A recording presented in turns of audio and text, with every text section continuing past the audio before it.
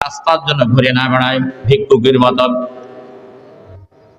মাঠে হোক, ঘাটে হোক, অফিসে হোক, আদালতে হোক, টাকাটা পকেটে করে নিয়ে যাবাম, তার হাতে কাজ শেষ হওয়ার সঙ্গে সঙ্গে দিয়ে যাওয়া এসছে সবচেয়ে বড় ইবাদত।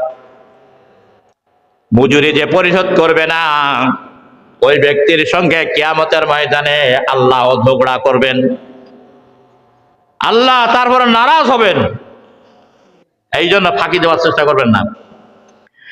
6 নম্বরে হচ্ছে আবুদুল্লাহ আয়েশা রাদিয়াল্লাহু তাআলা قالت নবী সাল্লাল্লাহু আলাইহি ওয়াসাল্লাম اللهم جميع من وليه من امره امتي سيئا فشقت عليهم فشقه عليهم।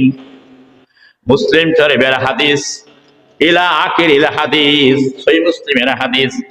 হযরত আয়েশা সিদ্দিকা রাদিয়াল্লাহু তাআলা আনহা বলেন, আল্লাহর নবী বলেছেন,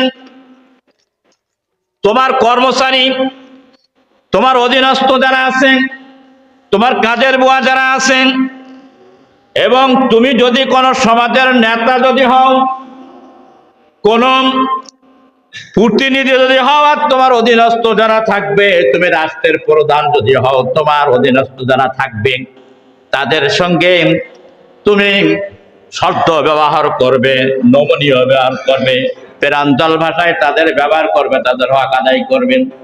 আল্লাহর নবী দোয়া করে গেছেন, এই ও আমার আল্লাহ, আমার উম্মতের কেউ যদি প্রতিনিধিত্ব হয়, শাসক যদি হয়, তাদের উপরে যদি নমনীয় যদি হয়, তাহলে তুমি তাদের উপরে নমনীয় হও, তাদের উপরে যদি দয়া করে তুমি তারপরে দয়া করো।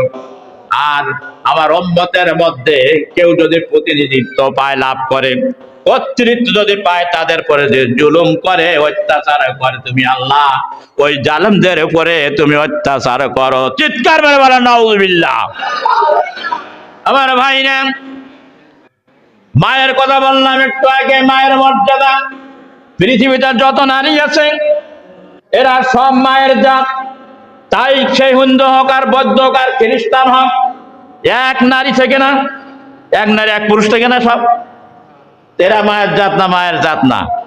আপনি বলবেন ওরা তো বিধর্মী, আমার মায়ের জাত হইবে, ওরা মায়ের জাত।